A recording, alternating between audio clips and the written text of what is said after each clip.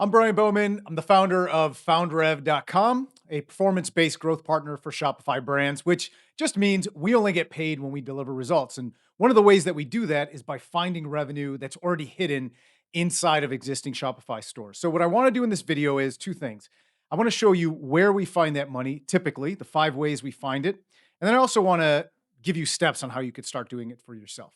So, the first thing you're going to see when I go through this is there's going to be a consistent theme of plugging up the holes in the bucket, right? Getting more out of what you've already got. Before you can start buying a bunch of media and driving traffic to your site, it just makes sense that first you want to fix the problems. If you think of it as a bucket, this analogy is used a lot. Think of it as a bucket with holes in it. If you pour water, if traffic is the water that you're pouring into the bucket, well, the water that's leaking out are the visitors that don't convert, or the money that's leaking out of your business because you're not capitalizing on the conversion rate and the lifetime value of the customer. So, first thing we want to do is make sense. If we have a bunch of holes in the bucket, let's fix the bucket. Let's patch up the holes. Then, when we pour the water and send the traffic or send the money in there, more of it stays in the bucket. In other words, more of it stays in your pocket. You'll also hear me talk about this term found revenue. It's in our name, foundrev.com. And found revenue is just money you would otherwise be making if you didn't have these holes in your bucket. So, our number one objective today, and for you right now, if this is where you find yourself, is making sure you've plugged these holes before you start sending more traffic and spending more money on growing the business. Because there is a time to do that, it just has to be done at the right time. So it's not launch a new product or drive more traffic, it's fix the dumb stuff first. And that's what we're going to focus on in this video, plug the holes, then we'll do all those other things. Now, for any business that we begin to work with, we run them through our system called Alpha OS, which is where we're looking for that incremental gain in revenue that we can get for them. And we get to work on that. We have a whole process that we go through. And one of the first things we do is we don't think, how do we 10x this business? One of the first things we do is run the business, plug in, run through the program and see, okay, here are 2 or 3 areas where we need to hone in, plug the holes, find the revenue, and then that starts this flywheel effect. Because if we're getting more money, if conversion rate's higher, if LTV is higher, that just allows us more money to go and buy customers. And I'm sure you've heard at this point. If not, you should know he who can spend the most to acquire a customer will win. So we want to have as much firepower as possible so that we can go and acquire as many customers as possible. And certainly we want to have more to spend than our competition. The first place where revenue is hiding in plain sight for Shopify brand owners is a broken hero offer. If your main thing that you're leading with isn't a profitable customer acquiring asset, you're already falling behind and it makes everything else way harder. This is the first thing we look for, is having a hero offer that's built for margin that we can take out into the marketplace to cold traffic to serve as our acquisition engine, the thing that brings customers into the ecosystem.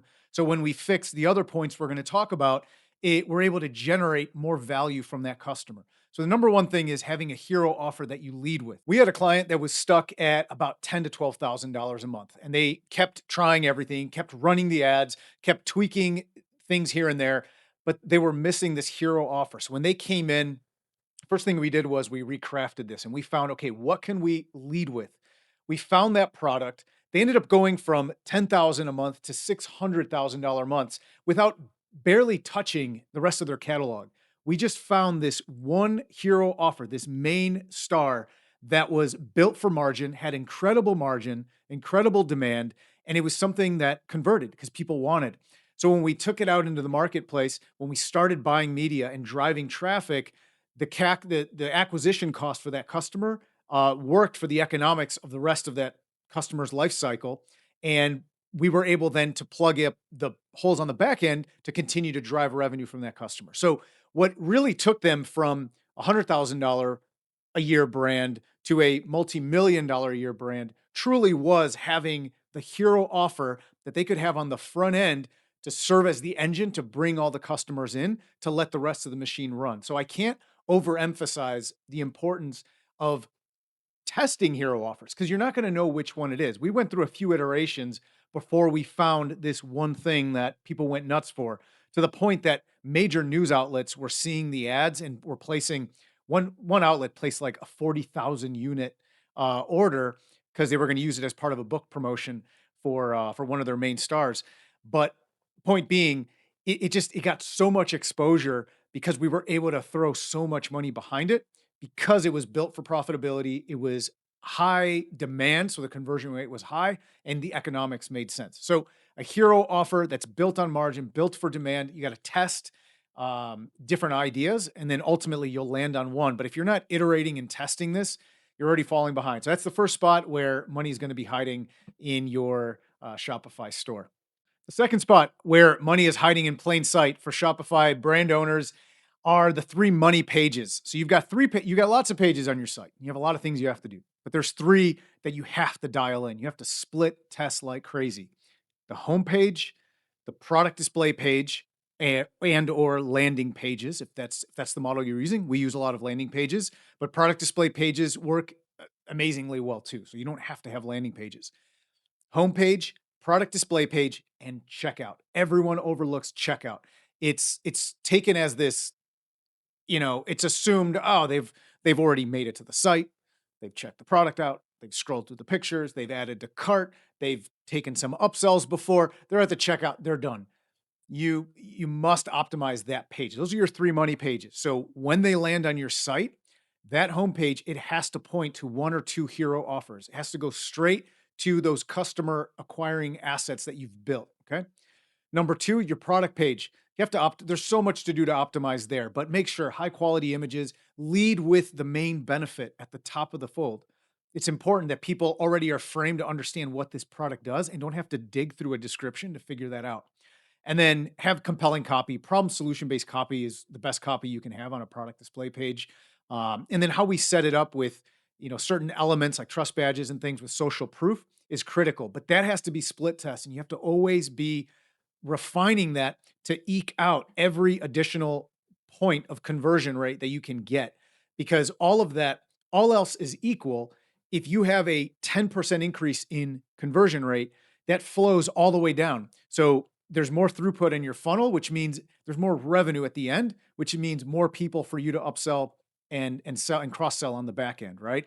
So that is a bottleneck for a lot of brands. So increasing conversion rate, a lot of that happens on the product display page, but it doesn't end on the product display page. That's not where the conversion happens. It happens on the checkout. So it's critical that you're testing that checkout page. And the first thing you can do is just optimize that. Do something. Be shocked how many brands are doing 50, 60, 70, 80K a month that we work with that their checkout page is just like plain vanilla. Sometimes not even a logo on the checkout page. It's just the basic text of the brand name. That is a spot. There's so much optimization you can do there.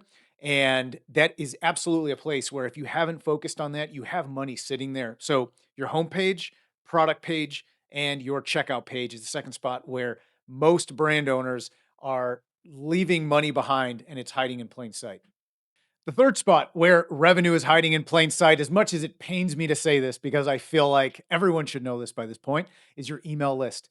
And this has been beaten to death, right? Everyone talks about the power of the email list, power of the email list. And I'm still surprised at how many under optimized email lists there are out there and email systems. So if you're a Shopify seller, you're most likely using Klaviyo. There is a lot of fancy stuff you can do there, but there's some core fundamentals that have to be done. And it's not that people don't set it up. I think that the tools have made it easy enough to set up your flows and set up campaigns. There's just not enough testing going on to try again to squeeze out every extra dollar on average out of a customer. Because again, if we have a higher conversion rate, more customers flow through. When they flow through, we have more opportunity to sell them on more stuff, right? And get more revenue and really profit, because it's all profit on the email side, mainly. Where when we can increase the value of that customer, it just circles back to the front end, to the acquisition, because a customer is worth more to us, especially if we can have a system that makes them worth more to us in the first 30 days. Now we can spend aggressively to acquire more customers, which more customers come in, which are worth more, which gives us even more money to go acquire. And that's how that flywheel starts to turn. So it's very important to not just set it and forget it, done with my email, but to continually be optimizing, and not just campaigns. Obviously, campaigns, you're sending them out, every week, and you can tweak and try different offers, but your flows as well. Those need to be split test to try to see where we can squeeze an extra 0.5% conversion rate, an extra, whatever it might be, 50 cents per recipient in our flows. And those get neglected most of the time. Many of the times when we do our initial audit for potential clients, we see huge opportunity there, which is great for everyone, but you're here watching this so you can capitalize on this in your business. So look at your email list and make sure that on the if you're on Klaviyo, but on the email server side, um, uh, you are testing as much as possible to try to squeeze out that extra, percentage point that you can. Hiding spot number 4 for your revenue as a Shopify brand owner is not having a strong AOV or repeat revenue engine installed. Uh, so many brand owners are neglecting bundles and offers that are meant for higher average order value. So not just profitability, like I mentioned at the beginning, but actually engineered for a higher average order value and strategically having upsells, cross sells in place and creating bundles. Bundles are a huge opportunity. They just have to be done in a way that makes sense for the customer. But when you get these bundles nailed, you've got high profit, high average order value again, which allows you to acquire more customers, and it's just revenue hiding in plain sight. And then on the back end, having repeat revenue opportunities, whether it's reorders, reminders, subscription, recurring revenue models. There are opportunities. It's not just in the supplement space, it's not just in skincare. There are a lot of ways to creatively create MRR or monthly recurring revenue in your Shopify business, even if you're outside of the kind of low hanging fruit categories like supplements or beauty. So it's important to always be thinking, how can I get more out of this existing customer? How can I get them to spend more now? And how can I create an engine so when they're dumped into that bucket now of customers, it's on autopilot and it creates a repeat revenue engine, what we call repeat revenue optimization in FoundRev is we're trying to get more out of that customer, but in a systematic way, not just in these blast campaigns that we send out, which is a great way to get more revenue, but it's not the only way, and it's not the scalable way. Because again, we want to create an engine, a system, a flywheel that we fix the bottlenecks. First thing we do is we find the revenue, right, that we're leaking. Once we do that, all of that extra money that gets flowed through, we now can use to acquire more customers and start to spin this flywheel. The fifth spot where revenue is hiding in plain sight, and this isn't as tactical where it's something you're going to go into your store and fix, but if you're a Shopify store owner, I'm willing to bet this is one hiding spot that you can correct today. And it's to start actually tracking these key metrics in your business. You should know week to week where key metrics are and where they're falling off and where the opportunities are. For all of our clients, we run them through our Alpha OS system. What this allows us to do is get a snapshot every week of what's happening in their business, key metrics, and then we have a flag system where we know, okay, this is a red flag, this is a yellow flag, it's a green flag. Green flags we can wait on, red flags we have to act on, yellow flags are indicators. And this allows us to start fixing problems before they happen and capitalize on opportunities that are hiding in plain sight. But there's a saying that what we focus on expands, or put another way, what you don't track, you can never fix. So you need to be tracking this stuff so you can actually intentionally address the problems in the business and figure out what the low hanging fruit is. If you're not tracking, if you don't have metrics week to week, then it becomes very difficult to know where do you need to allocate resources, your time, your attention, your money, right? As a CEO, your job is to allocate resources, whether it's capital, allocate capital, human capital, financial capital, attention capital. You have to allocate the resources you have in the best way possible. And that's very difficult to do if you don't have clean optics on what's happening. So tracking these numbers allows you to then focus intently on what's actually going to move the needle and start to get results. So the common thread in this video is before we look at new ads, new tactics, new things we can add, let's first look at where revenue is leaking. What are the opportunities to plug the hole in the bucket so that we can capture more of the revenue that's already coming in from your existing traffic and the existing attention that your brand is getting? And then let's start increasing it and spinning the flywheel faster by going out and acquiring more customers. I think focusing on this and actually going back to it every quarter to make sure you're hyper focused on it, it's going to pay huge dividends for your brand in the long run. And if you'd like to know where those leaks are in your business and where the hidden revenue is in your business and where to focus first, I'll drop a link below in the description for our audit, which allows you to go in and actually understand these flags in your business, the green flags, red flags, yellow flags, so you know where to focus on and where to find this hidden revenue, plug the holes, and then start to scale your business through more traffic and more attention. So check that out. It's in the description below. And I hope you enjoyed the video and I hope you got a lot out of it. And I'll see you next time.